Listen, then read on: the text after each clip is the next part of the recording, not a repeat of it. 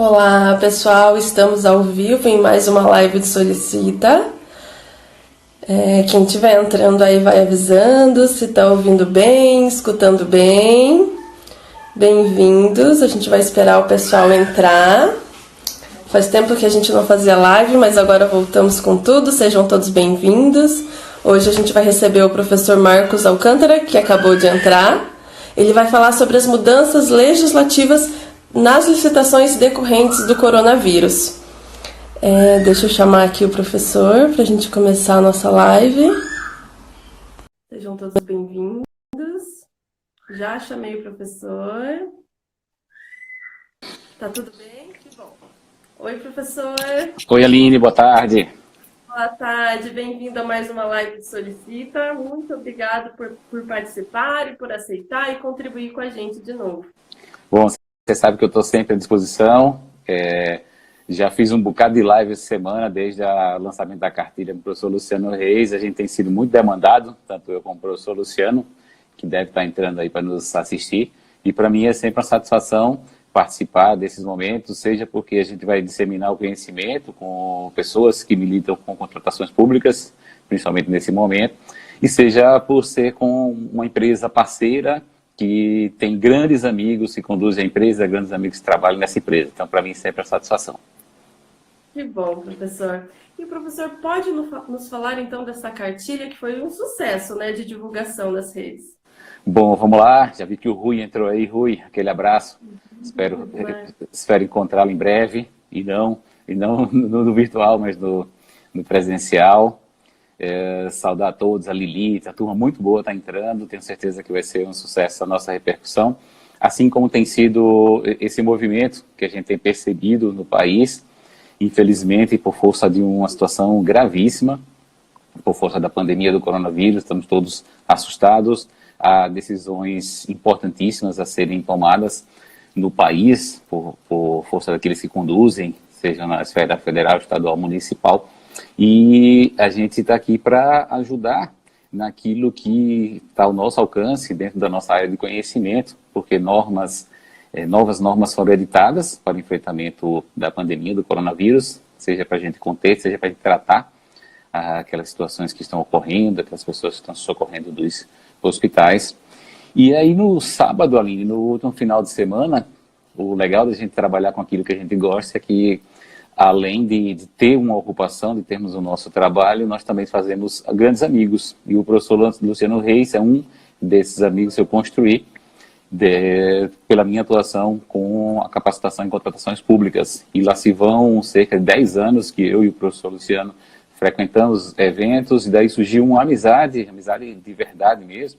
O professor Luciano já veio aqui na minha cidade, já veio aqui na minha residência. Eu já estive em Curitiba, já estive na casa do professor Luciano. Então, já fizemos muitos trabalhos juntos. E no sábado à noite a gente estava papeando no WhatsApp.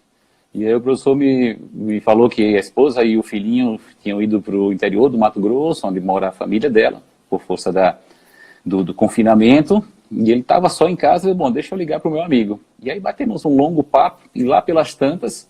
E aí eu vou confidenciar que o professor Luciano Reis estava saboreando um belo vinho. E ele me falou que estava com vontade de começar um trabalho para ajudar aos administradores públicos e também os fornecedores que militam com contratação pública a melhor conduzirem os processos de contratação.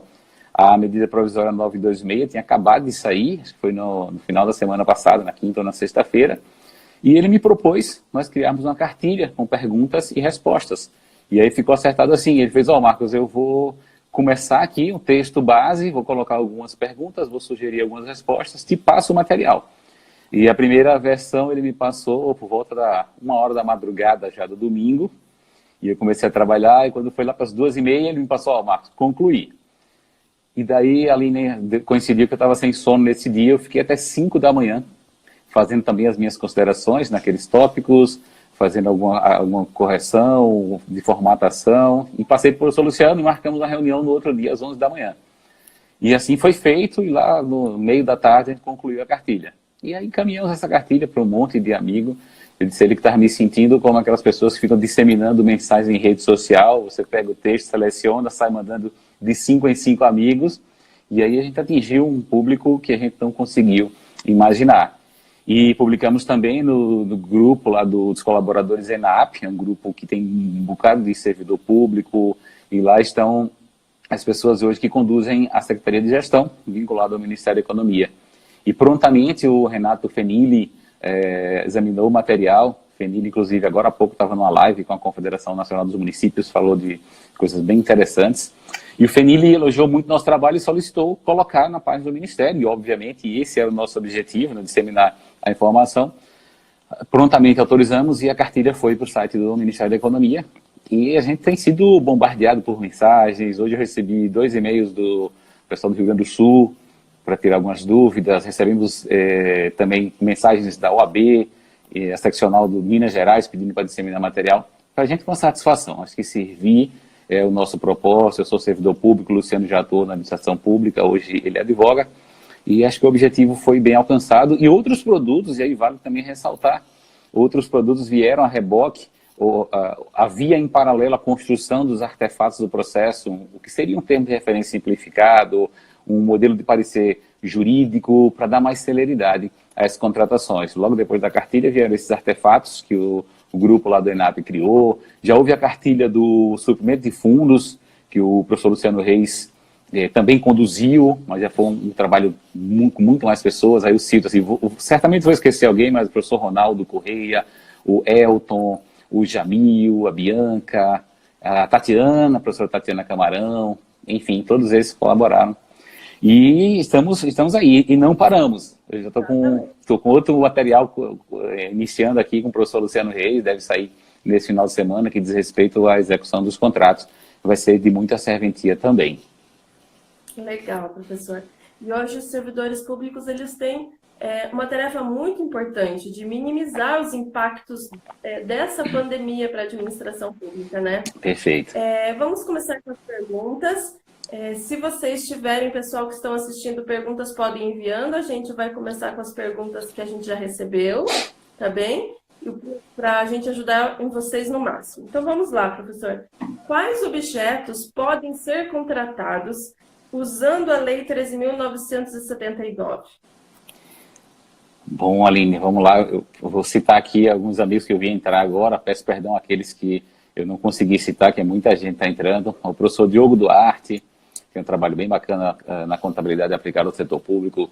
Meu amigo professor Hamilton Bonato, que conduziu um trabalho fantástico com a cartilha também, com orientações para contratações agora em período de coronavírus, aí para o governo do Paraná, Regina, enfim, turma boa, muito obrigado pelo prestígio de vocês.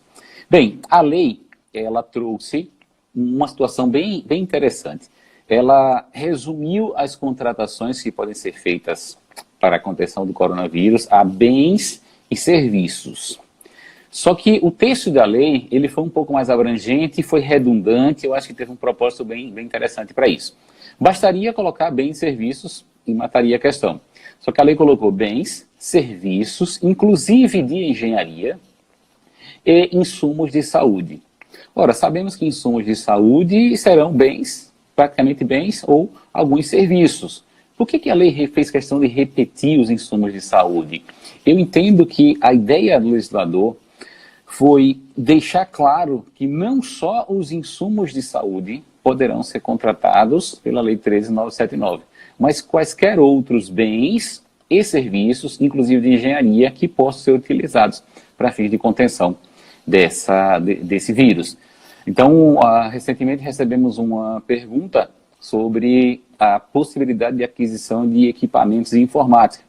Era um caso prático de um hospital que está sendo construído, ou está sendo reformado ou ampliado de forma rápida, de forma célere, para atender aquelas pessoas eventualmente vitimadas pelo coronavírus. E a gente sabe que para esse hospital funcionar, não vai ser necessário apenas você construir o hospital, fazer a edificação, colocar os leitos. Você precisa de equipamentos, você precisa de computadores, impressoras, servidores. Então, todos esses equipamentos que de maneira direta ou indireta possam atender à contenção do coronavírus podem ser contratados pela Lei 13.979.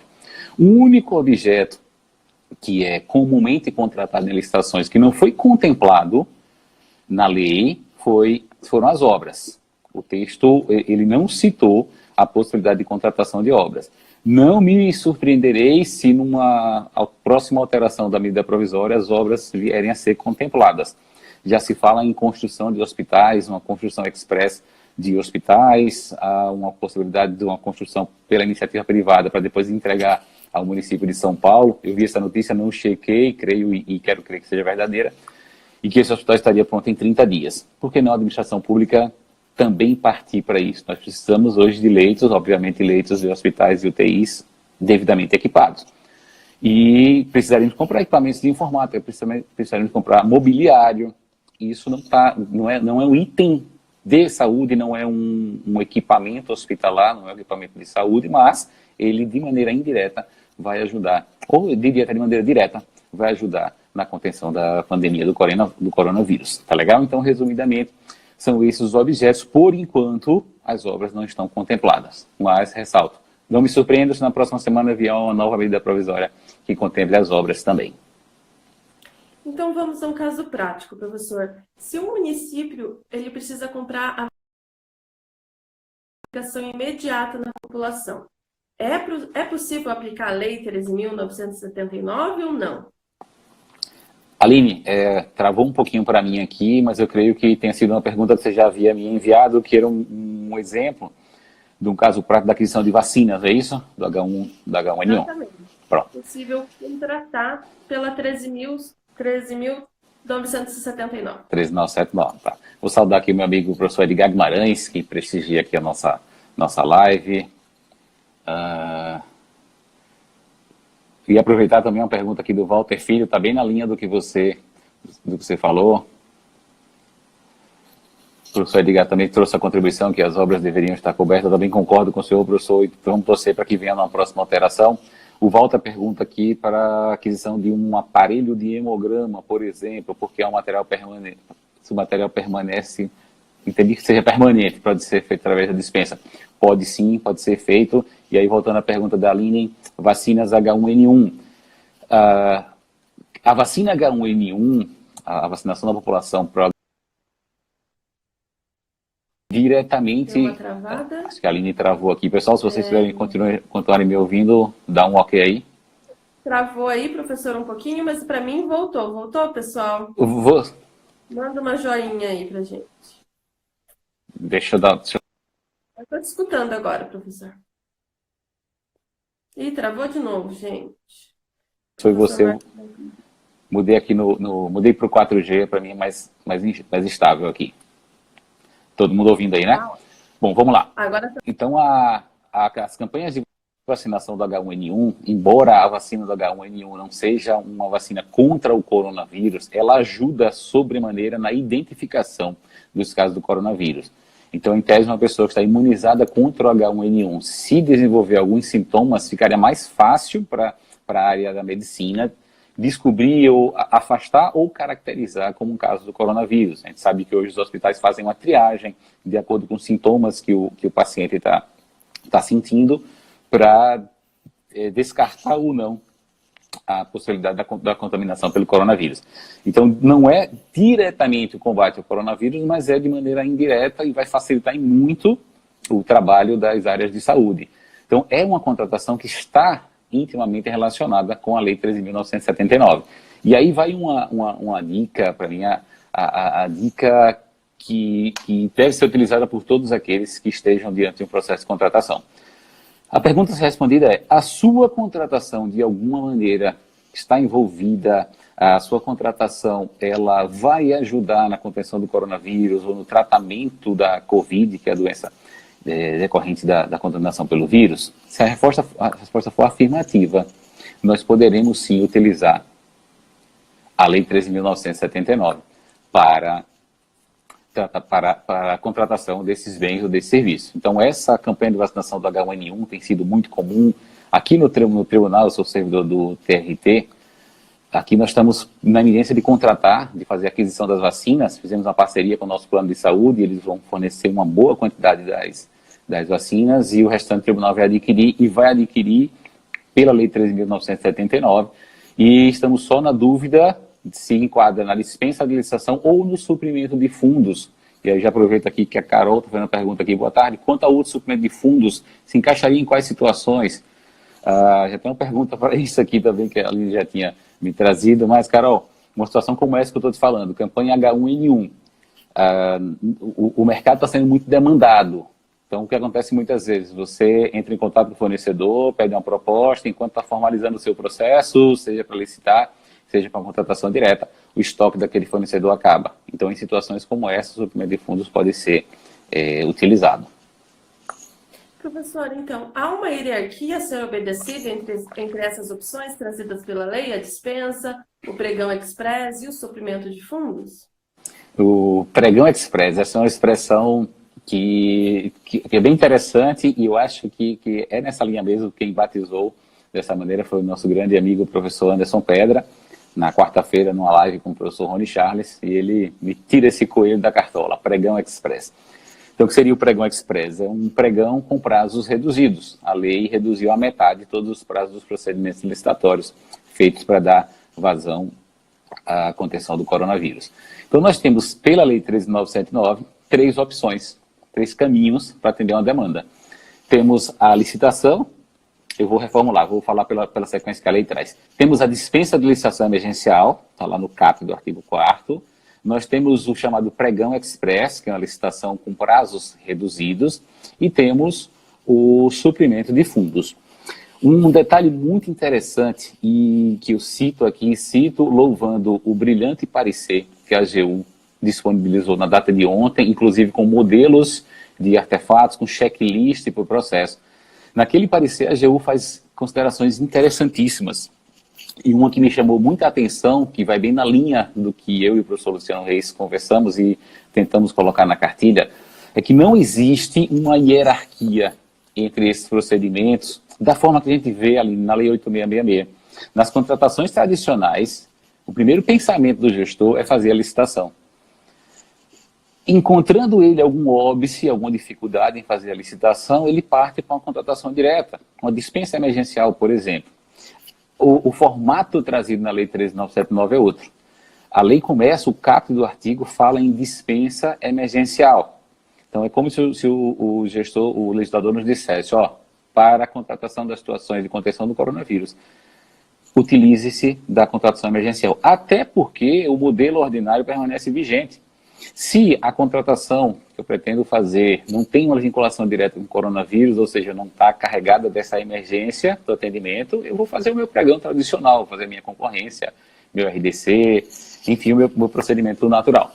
Mas se é uma contratação, o professor Luciano Reis entrou na sala agora, então o professor me ajuda, aí caso a gente fale algo que esteja diferindo do entendimento da nossa cartilha. Então, caso a demanda esteja carregada dessa urgência, ou seja, as contratações que nós mais temos ouvido falar, pelo menos das contratações de um tamanho menor, compra de álcool em gel, compra de máscaras, compra de luvas.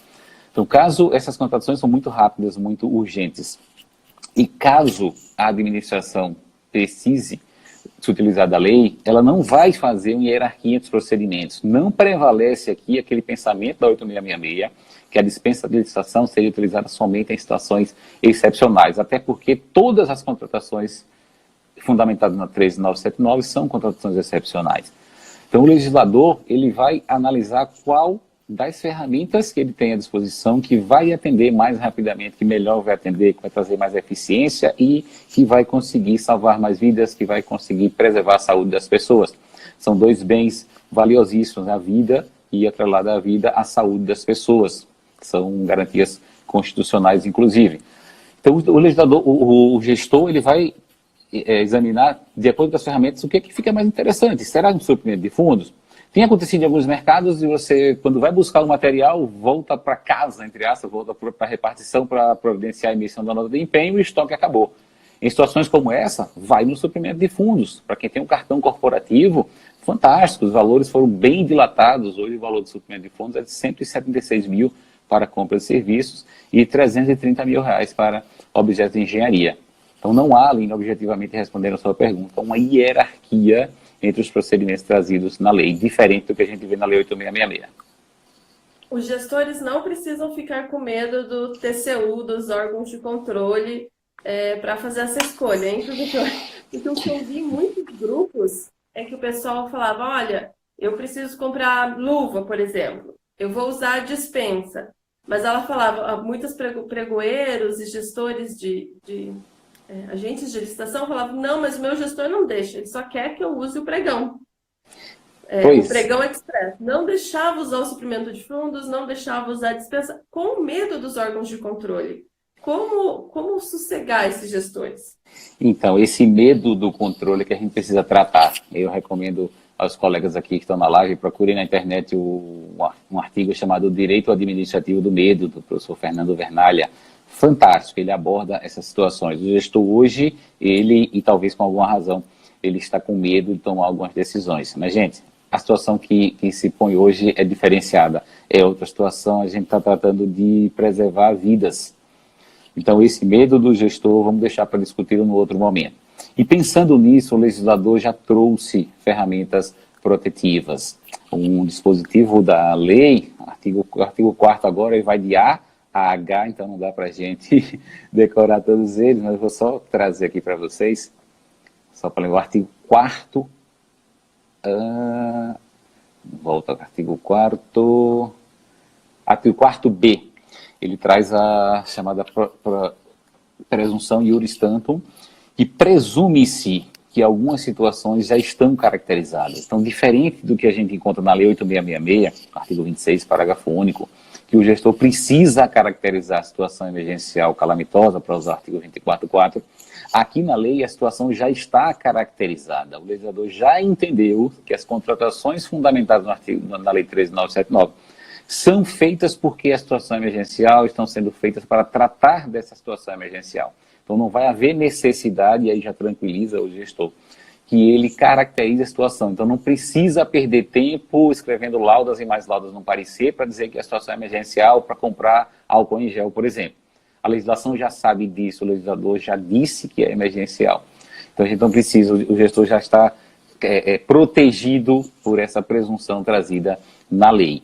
O que eu recomendo que o gestor faça? Vincule, traga um nexo de causalidade entre a contratação pretendida e a situação trazida pelo coronavírus, e aí ele já está mais tranquilo com relação a esse enfrentamento futuro dos órgãos de controle.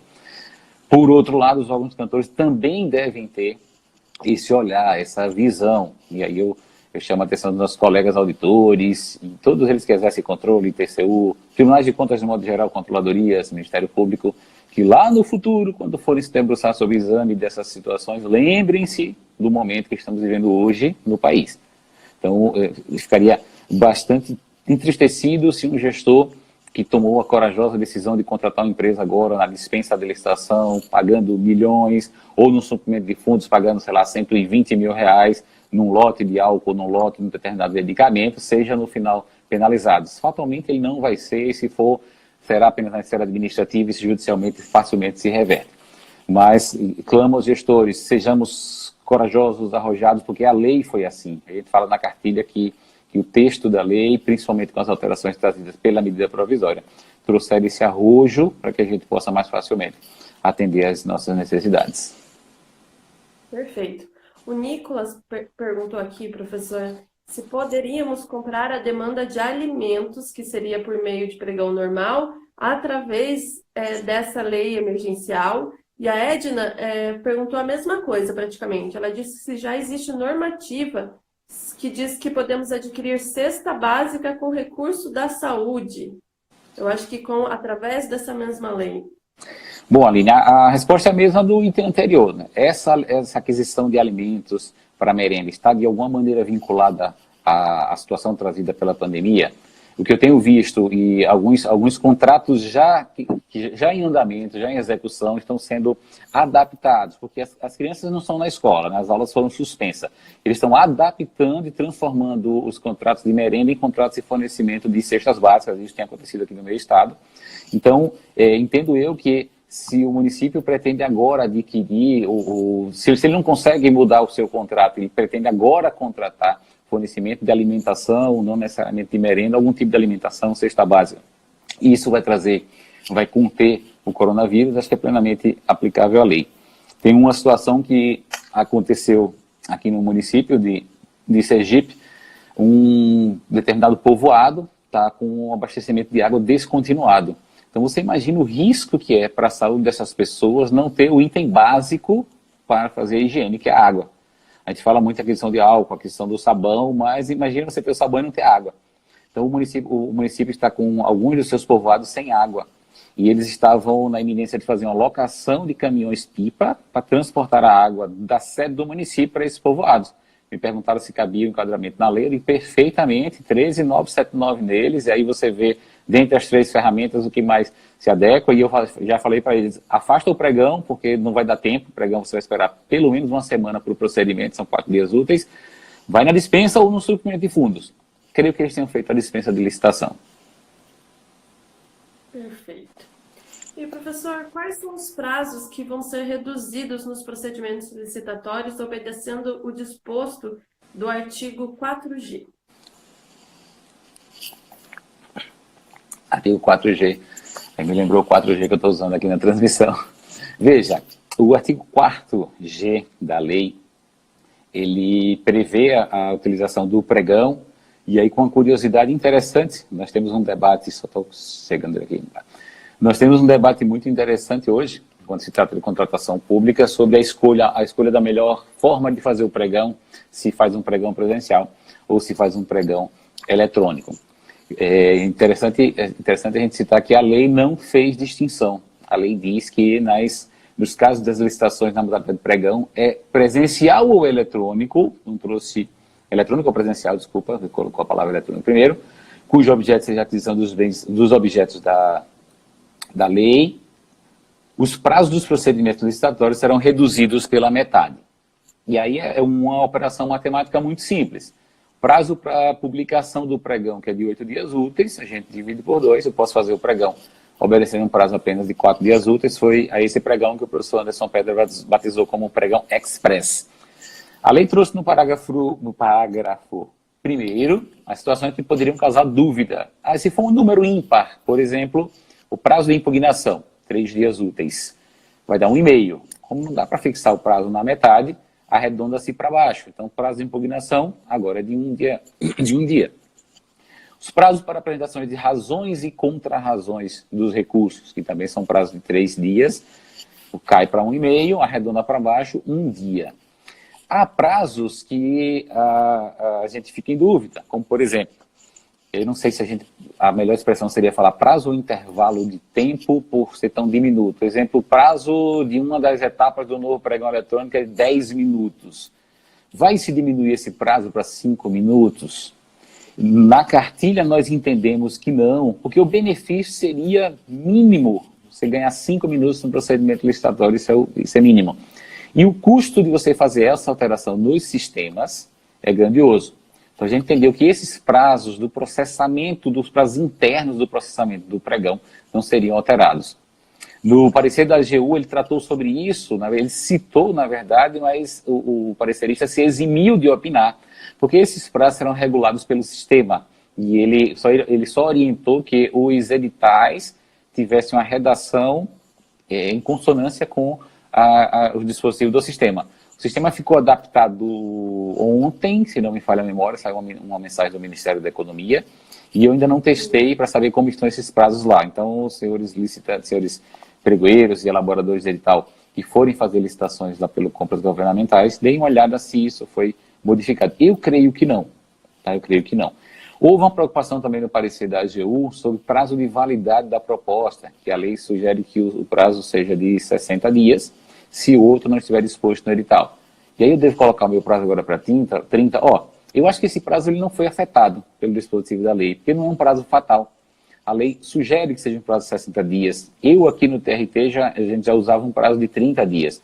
Então o edital deve asseverar qual é o prazo que efetivamente vai ser utilizado na licitação. Pode manter 60, pode colocar 30. Como o pregão é express, acho que esses prazos podem ser até diminuídos. E é uma lógica interessante, porque no momento atual, a economia, principalmente nos itens que sofrem influência da moeda estrangeira, talvez o licitante tenha receio de participar da licitação e oferecer uma proposta, tendo que garantir o cumprimento dessa proposta por um prazo tão dilatado como é o prazo de 60 dias. Então, quando eu faço um pregão para atender a uma situação qualquer de contenção do coronavírus, eu pretendo estar executando esse contrato já, talvez na próxima semana. Então não preciso de uma validade de proposta tão grande. Então vamos colocar a validade da proposta no máximo 30 dias, que dá tranquilamente para a gente realizar nossos processos. E outros prazos, Aline, do processo de contratação, ainda que não sejam prazos fixados na lei, eles já foram naturalmente adaptados por orientações ou instruções normativas da própria administração. Eu cito aqui os prazos para que os advogados da União profiram seus pareceres nos processos da 13979. Um processo de dispensa de licitação, que chegue a um advogado da União para dar parecer, o parecer tem que ser emitido em 24 horas. Um parecer sobre o procedimento licitatório, ele deve ser emitido em até 48 horas. Ressalto que não há necessidade de parecer jurídico para as contratações com suprimento de fundos. Então, talvez seja suprimento de fundos, ele vai ganhar corpo. Eu estou batizando de novo suprimento de fundos, fiz até uma live ontem com o professor Luciano, porque ele vai ganhar corpo, vai ganhar fôlego, porque é a modalidade mais célere que nós temos dentre essas que foram trazidas na lei. Professor, chegou uma pergunta interessante da Ana Lúcia. Ela disse assim: se um município recebe transferência voluntária para combater a pandemia, deve-se fazer obrigatoriamente por pregão, de acordo com o novo decreto do pregão? Sabe-se que muitos municípios ainda não fazem pregão. Perfeito. Na resposta anterior, quando eu falava do pregão presencial eletrônico, eu tinha esquecido só um detalhe, que uma pergunta da Ana Lúcia agora eu recordei. A lei não trouxe a preferência, pregão presencial ou pregão eletrônico, e também não trouxe nenhuma vinculação à utilização do recurso. Entendo eu que, havendo esse choque entre a 13979 e a regra esculpida lá no decreto 10.024, vai prevalecer a lei. Então, uma situação excepcionalíssima. Porém, há um detalhe a ser considerado, Aline. As licitações presenciais, elas devem ser evitadas. Não porque o decreto pede preferência para o eletrônico, mas porque atualmente nós estamos evitando qualquer tipo de contato social. Então, um pregão presencial, com uma concorrência razoável, nós teremos 10 a 12 pessoas dentro da mesma sala, confinados, e o risco de propagação do coronavírus vai se aumentar. Então, nós estaremos fazendo a licitação para conter o coronavírus, mas de fato estaremos disseminando ainda mais o vírus. Então, nessa situação, o mais interessante a se fazer é fazer o pregão eletrônico. Atende ao disposto lá no decreto 10.024 e evita o convívio, né, o contato das pessoas. Mas aí vem aquela pergunta que certamente alguma pessoa pode fazer. Meu município ainda não está adaptado ao pregão eletrônico. E a gente sabe que não é da noite para um dia. Tudo bem que não vai ser tão demorado. A gente consegue implantar um pregão eletrônico. Ontem eu conversava com uma gerente do Banco do Brasil, você consegue implantar muito facilmente em uma semana, porque tem todo o trâmite burocrático, de documentação, de assinatura de contrato, mas consegue-se muito facilmente implantar. Então, eu diria para esses agentes públicos que não têm ainda o pregão eletrônico implantado, que atuem em paralelo. Tem uma demanda agora para resolver, preciso contratar. Não tem ferramenta de pregão eletrônico. Se fizer um pregão presencial, pode ser que ele dê deserto, seja pelo temor das pessoas que se reunirem presencialmente, seja porque alguns municípios estão com seus acessos proibidos. O que eu faria? Eu iria para a dispensa de licitação. Mais uma vez, lembrando o que a gente já falou lá no início da live, não há hierarquia entre essas opções trazidas pela lei. Eu tenho até vontade de fazer um pregão, mas eu não tenho ferramentas para isso. Faz a dispensa de licitação emergencial, vai ser até mais rápido que o pregão. Usa o suprimento de fundos, vai ser mais rápido ainda do que a dispensa de licitação. Perfeito, professor. E como fica a pesquisa de preços? De acordo com a Lei 13.979, aplica-se a IN 05 de 2014? Boa, Aline. A gente falou agora há pouco de órgãos e instâncias de controle. Eu vou brincar com um grande amigo meu que está chegando aqui na live, o professor Flávio Lissa, Flávio Policial Federal. Eu brincar, Polícia Federal entrou na nossa live. Flavinho, bom ter você aqui. Aline, a pesquisa de preços. Como fica a pesquisa de preços com a Lei 13.979?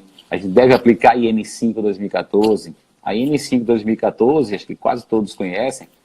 A Fran acabou de entrar aqui na live também, que tem uma ferramenta fantástica para pesquisa de preço, que é o banco de preço. A IN5 2014 é uma ferramenta interessantíssima, uma norma muito bacana, muito interessante, criada pelo governo federal, na época o Ministério do Planejamento, para orientar as administrações na realização das suas pesquisas de preços.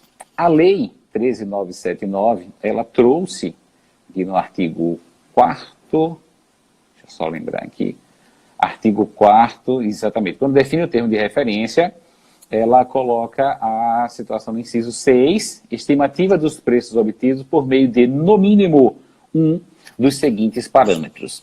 Então, uma regra um pouco diferente da IN5 2014, muito embora a gente acredite que tenha sido inspirada na IN5 2014. Mas aqui a lei não trouxe regra de preferência. Então, não há aquela preferência que se pede para pesquisar primeiro no portal de compras do governo federal e depois em outras alternativas. A lei nos diz que devemos fazer estimativa de preço por meio de, no mínimo, um desses parâmetros. Nós sugerimos sempre fazer a pesquisa nos portais de pesquisa de busca de preços, e aí a gente faz a propaganda aqui do Banco de Preços da Negócios Públicos, uma ferramenta fantástica que nós temos para trazer os parâmetros de preço. Mas temos outras ferramentas, aí tem o portal de compras do governo federal, painel de preços, podemos fazer avaliação por contratos recentes, contratos vigentes, principalmente da própria administração ou de outros órgãos da administração pública, pesquisa em fornecedores. Mas notem, a lei não trouxe aquela situação, aquela exigência de você ter pelo menos 3 cotações. Então vale aquela orientação que a gente já faz nos cursos tradicionais de pesquisa de preço. O Nicolas Servo coloca pelo menos 3 preços. Não necessariamente. 3 preços se você tiver 3 preços. Alguém está conseguindo hoje 3 cotações para comprar álcool em gel? Porque quem conseguiu uma aqui em Aracaju, por favor, me informa, que eu estou precisando. Tá? Então a gente não está conseguindo. Hoje a lei está funcionando assim. Eu quero comprar álcool em gel. Procedimento tradicional, esquecendo o coronavírus, a gente vai fazer a nossa pesquisa de preços. Hoje eu preciso comprar álcool em gel, a pergunta é onde tem álcool em gel? E a gente vai e compra pelo preço que estiver sendo praticado. Óbvio que eventuais abusos serão tratados, serão combatidos no futuro pelas instâncias apropriadas.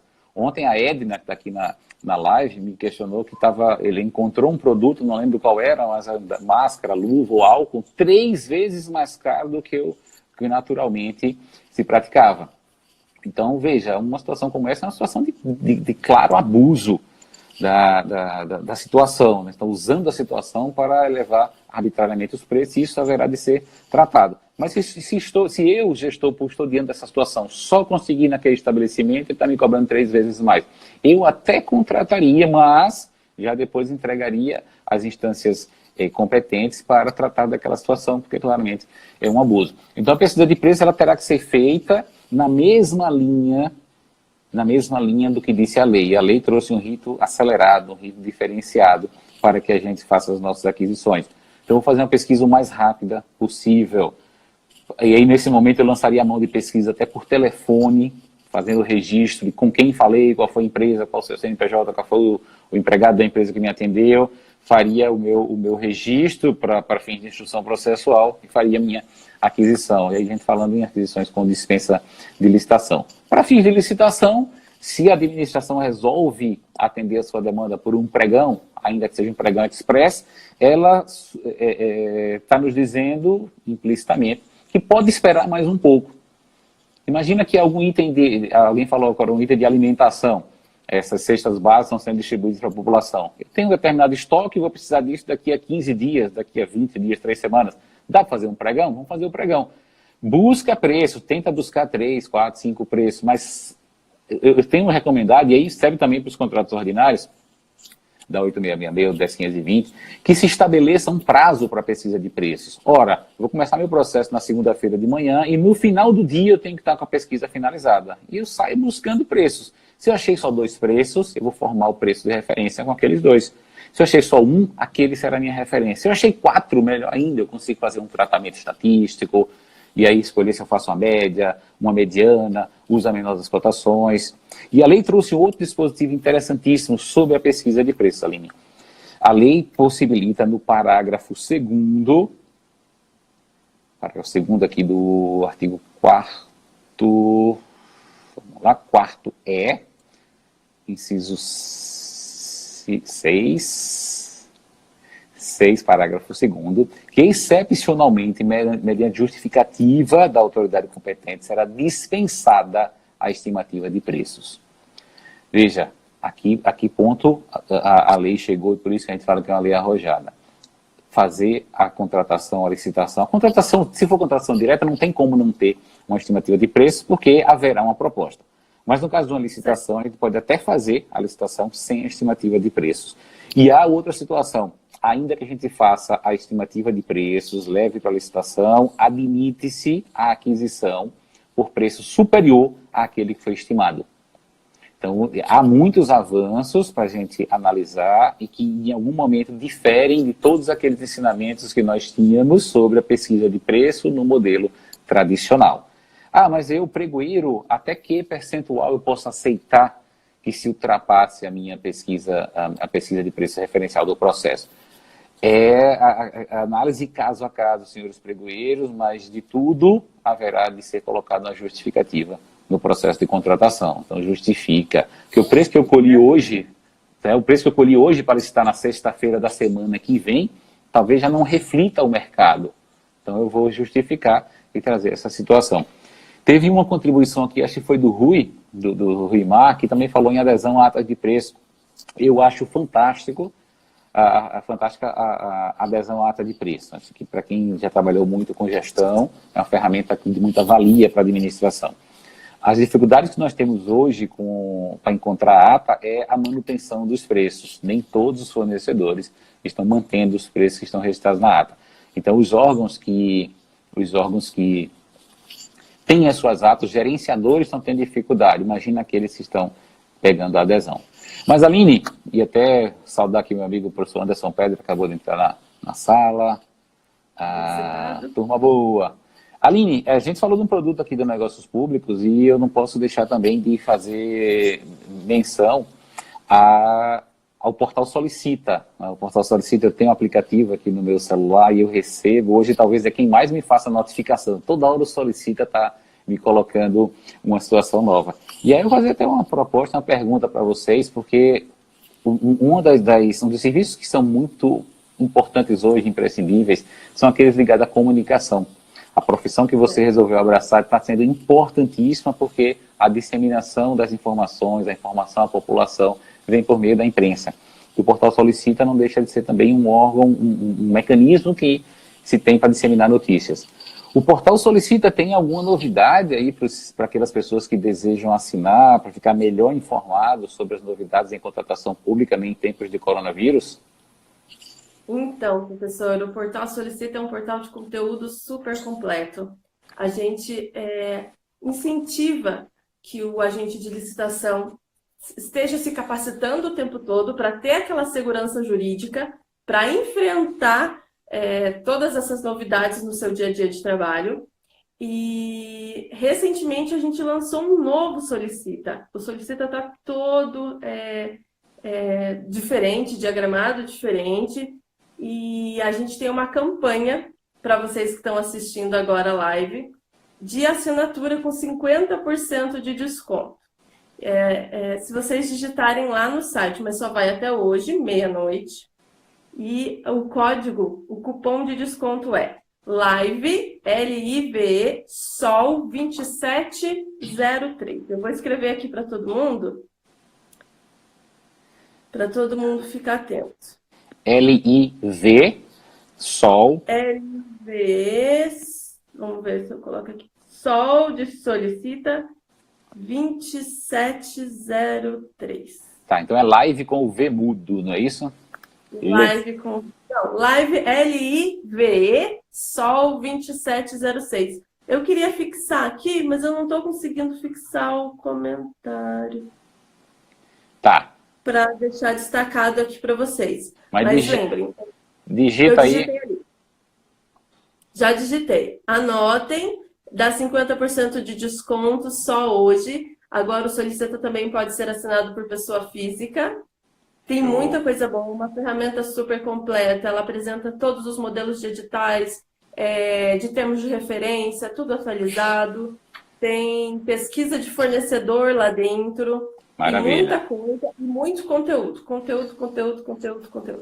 Maravilha, Aline. Tu passou uma pergunta muito interessante aqui, e eu não, tá tanta gente entrando na live que eu não consegui ver quem foi, mas eu captei a pergunta sobre documentos de habilitação. A lei trouxe uma flexibilização, minha amiga Jaque, minha coordenadora do coração, a lei trouxe uma flexibilização sobre os documentos de habilitação nas contratações fundamentadas pela Lei 13.979, podem ser dispensados os documentos de habilitação. A lei só trouxe uma ressalva quanto a 2 documentos que têm matriz constitucional, que é a certidão de regularidade perante o INSS, que hoje esse documento está dentro da regularidade com a Receita Federal, e a declaração sobre o trabalho do menor. Sobre esse primeiro, não se tem muito o que fazer. Há situações, e nós enfrentamos isso no debate, na cartilha a gente traz essa situação, o professor Anderson Pérez e o professor Rony Charles também já se manifestaram. Ordinariamente, nós vamos cobrar do pretenso fornecedor que ele tenha a sua certidão. Vou colocar o caso aqui da contratação direta, que o fornecedor tenha a sua certidão. Caso ele seja o único fornecedor, imagine essa situação, precisamos comprar os ventiladores mecânicos para as UTIs, encontramos um fornecedor, mas ele não tem a certidão da Receita Federal por força de do sistema de Seguridade Social. Só tem ele para vender. O que a gente vai fazer? Não vamos comprar os equipamentos e talvez comprometer a vida de pessoas. Então, nessa situação, e aí eu não digo nem que é excepcional, é excepcionalissimamente, vamos fundamentar no atendimento do interesse público e, mais uma vez, é excepcionalissimamente contratar com essa empresa. Ordinariamente, é para buscar a certidão. Com relação à certidão do trabalho do menor, me lembro sempre das palavras do professor Ivan Barbosa Rigolin, ao fazer severas críticas à exigência desse documento. Ontem à noite eu me debrucei sobre a origem deste documento. O artigo 7º, inciso 33 da Constituição Federal garante que não será, garante proteção ao trabalho noturno perigoso, insalubre a menores de 18 anos. Esse é o texto da Constituição. Posteriormente, uma lei, 9.700 e alguma coisa, não vou lembrar o número agora, posteriormente uma lei regulamentou e resolveu que a Lei 8.666 seria acrescida de um dispositivo tratando da exigência da declaração sobre o trabalho do menor. Ocorre que essa declaração ela não é exigida na Lei 10.520. Então, entendo eu que o documento não é um documento constitucional. O direito, sim, mas aí eu me pergunto, será que todos os direitos que a Constituição garante ao cidadão serão agora exigidos em forma de declaração na licitação? Então eu trouxe essa sugestão ontem, eu mandei uma mensagem no WhatsApp para o Renato Fenili, porque eu sei que eles estão trabalhando numa possível modificação por medida provisória da lei. Então eu mandei a sugestão para ele ontem, debatemos num grupo nosso de licitações e foi unânime. Esse documento não pode ser exigido. Eu fico pensando aqui que alguma contratação pode estar empacada hoje por esse nosso Brasil, porque o fornecedor não mandou a declaração do menor. Não me espantaria se alguém dissesse, ele mandou a declaração por e-mail, mas estamos esperando chegar o original. Veja, vidas podem ser perdidas por força de uma burocracia que não se sustenta, que não tem sentido algum. Então eu fiz essa sugestão lá, tomara que ela seja atendida. Então a dispensa que a lei traz para a documentação vale tanto para a licitação como a dispensa emergencial.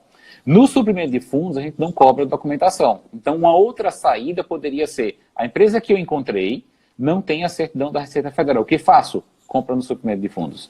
Foi a sugestão que eu dei para o TRT do Ceará. Eles acharam o álcool em gel lá, um valor nem tão grande, R$5.000 que eles precisavam comprar em álcool em gel, e a empresa não tinha certidão. Gente, compra no suprimento de fundos, mas compra rápido. Perfeito. Professora, a gente também está transmitindo essa live lá na página do Solicita, então quem não tem Instagram é www.solicita.com.br. Perfeito. E vem uma pergunta de lá. Sobre serviços terceirizados, quais as medidas para minimizar impactos trabalhistas? O que a cartilha traz sobre esse assunto? Bom, muito boa. Sobre os serviços terceirizados, a gente sugere que os servidores, os gestores, tenham conhecimento do parecer que foi construído para advogado da União, a doutora Michele Marie, está na página lá do do portal de compras do governo federal. Ele traz algumas orientações de como proceder com relação aos contratos de serviços terceirizados. Já dando um spoiler aqui, eu estou com o professor Luciano Reis, a gente está fazendo um trabalho para tratar dos contratos. Os contratos que a administração tem hoje em execução. Quais os procedimentos? Devo rescindir? Posso suspender? Eu posso manter a execução desses contratos? E o exame tem que ser feito, Aline, caso a caso. Os contratos de serviços terceirizados, que é que se tem visto aí em maioria, talvez seja o entendimento predominante entre os doutrinadores. Os contratos estão sendo mantidos, ainda que os empregados não estejam frequentando a administração. Toma como exemplo aqui o meu tribunal, e é um órgão da Justiça do Trabalho. Nós estamos com o expediente presencial suspenso. Algumas unidades precisam frequentar o tribunal. Então, tem colega na TI de plantão, tem alguns colegas que ainda continuam indo ao tribunal. E aí os serviços a necessidade por serviço de limpeza, por exemplo, são reduzidos. Atendimento, recepcionista, copeiros, então essas atividades elas estão sendo feitas em regime de rodízio a depender da necessidade. Então os serviços estão sendo rodiziados, os terceirizados estão fazendo rodízio. Não está havendo a interrupção do pagamento dos contratos e, naturalmente, não vai haver interrupção do pagamento do salário desses empregados. O que é que se pode suprimir nesses contratos? O vale-transporte, caso eles não utilizem o vale-transporte, e o vale-alimentação, dependendo do que esteja disposto na convenção coletiva. E cabe ao exame caso a caso. Por isso que lá no meu material dos cursos de gestão de contratos, eu coloco lá no kit, que eu batizo de kit do fiscal, eu coloco que o fiscal deve ter e deve conhecer a convenção coletiva de trabalho daquela categoria, alvo do contrato que ele atua. Eu vou olhar na convenção coletiva o que é que a convenção prescreve sobre benefício à alimentação e dali eu vou extrair a lição, o conceito. Posso retirar ou não posso retirar? Sobre o vale-transporte, isso é claro. Se não está havendo a utilização, vai ser descontado o vale-transporte. Mas salário está sendo mantido e até para guardar uma correlação, o pagamento do contrato também haverá de ser mantido. Outros contratos é exame caso a caso. Aqui, hoje pela manhã, eu estava de férias até ontem, voltei a trabalhar e participei de uma reunião virtual, e voltei a trabalhar no modelo à distância. Nós discutíamos o contrato da ginástica laboral do TRT, que é um contrato que é executado presencialmente. E o tribunal tomou uma iniciativa bem interessante. A gente vai mudar a forma de execução desse contrato. Ele vai deixar temporariamente de ser um contrato executado presencialmente e vai ser um contrato executado virtualmente. Então a empresa, e já foi feito contato com o gestor do nosso contrato, a empresa vai disponibilizar a ginástica laboral virtual. A gente vai distribuir, disseminar entre os servidores, magistrados, estagiários, até porque eu hoje estou trabalhando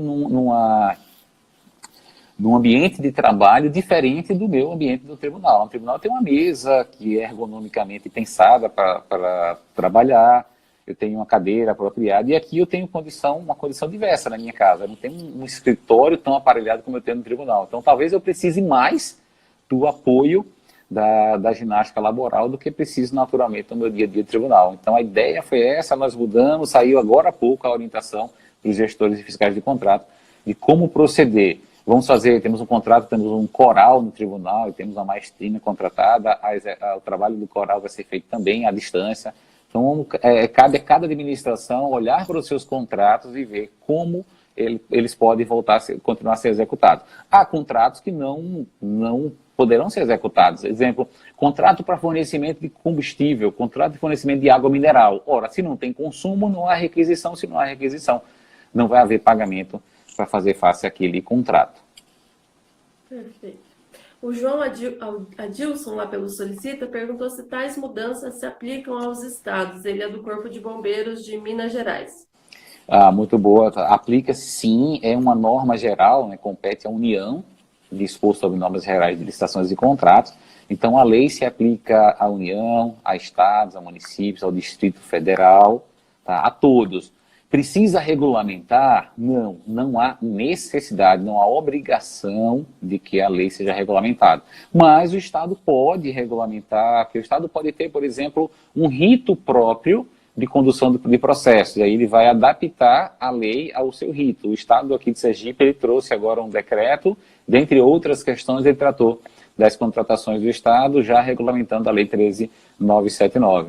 E aqui uma colega, não estou conseguindo mais falar, ginástica laboral demonstra que estamos muito distantes entre órgãos federais, estaduais e municipais. Fato, é fato.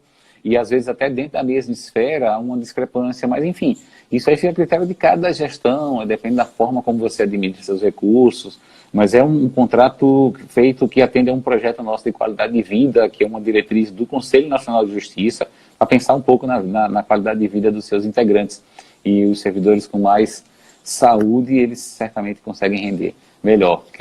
Torço para que iniciativas como essa cheguem também nos estados e municípios, e tem, eu já vi muito estado e município contratando ginástica laboral. Perfeito. Professor, esses processos de compras precisam passar por análise jurídica? O Nicolas perguntou. Ô, Nicolas, sim, a lei traz a necessidade de emissão do parecer jurídico, tanto da dispensa emergencial como das licitações. Para nossa felicidade, os prazos foram bem reduzidos, pelo menos na AGU. Parecer em contratação direta 24 horas e o parecer para licitação 48 horas. E já há o parecer referencial, é uma boa prática também da AGU.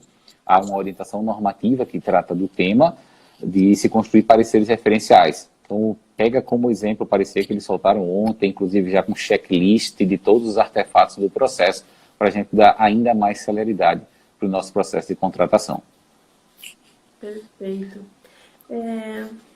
Quanto à documentação para a formalização da dispensa, há possibilidade de flexibilizar? Tá, foi aquela pergunta que a gente tinha... Já havia respondido essa. Ah, já? Então já. Tá. Então vamos aqui. As perguntas estão descendo muito rápido. Vamos lá. A administração indireta também é incluída, professor, nessa lei? Sim, sim. A administração direta também, as estatais. Então, houve uma discussão sobre isso e há um tópico na nossa cartilha que fala da aplicação da Lei 13.979 para as estatais. Então, todos estão incluídos na nova lei. Deixa eu ver se tem mais algum aqui legal. Aline, como estamos de tempo aí? Acho que a gente já está quase... Gente tem mais 2 minutos. Caramba! Quer escolher mais alguma? Deixa eu ver mais um aqui, bem rapidinho. Se não conseguir, a gente vai para... boa aqui, da Ana Luz também. Já pode colocar no edital que empresas impedidas, suspensas de contratar com a administração pode participar da licitação. Veja, a lei coloca que em situações excepcionais, sendo o único fornecedor, a administração pode contratar com a empresa que foi declarada impedida ou suspensa. Eu vislumbrei esse procedimento, mas para as contratações diretas, para a contratação emergencial, naquelas situações em que eu não posso realizar um procedimento licitatório. Em tese, se eu parto para o procedimento licitatório, eu tenho 2 situações aí para mim muito claras. Eu posso esperar um pouco, não tanto, até porque o pregão ele é express, e eu pressuponho a presença de fornecedores que venham participar da disputa. Mas pode acontecer, sim, que na licitação só apareça uma empresa e essa esteja impedida de licitar ou contratar com a administração. Eu vislumbrei inicialmente para dispensa, mas eu creio que eu não veria como uma situação estranha a gente colocar na licitação, no edital da licitação, mas com a ressalva. Aquela empresa só será contratada se ela for a única participando do procedimento. Há uma outra situação, que inclusive no parecer da AGU, há uma discrepância, uma discordância sobre ser dispensa ou inexigibilidade. E se for única inexigibilidade, eu acho que o fornecedor pode ser o único que conseguimos naquele intervalo de tempo que foi fixado para se resolver a demanda. Tá? Então, continuo a achar que é uma situação de dispensa de licitação, mas, enfim, é uma discussão que não vai nos ajudar muito nesse momento. Aline, nós já estamos com o tempo quase estourado, a live vai cair, então agradeço a vocês, fico à disposição para uma outra oportunidade, certamente ela acontecerá. As perguntas que não foram respondidas, pessoal, enviem para a gente por direct, que a gente vai tentar responder todos vocês. A gente agradece muito a participação de todos, a gente está aqui para ajudar.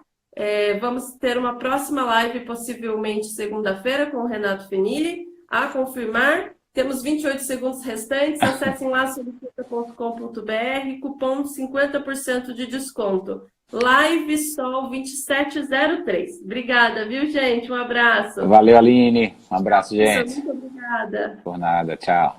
Fica na salva live. Tchau, gente.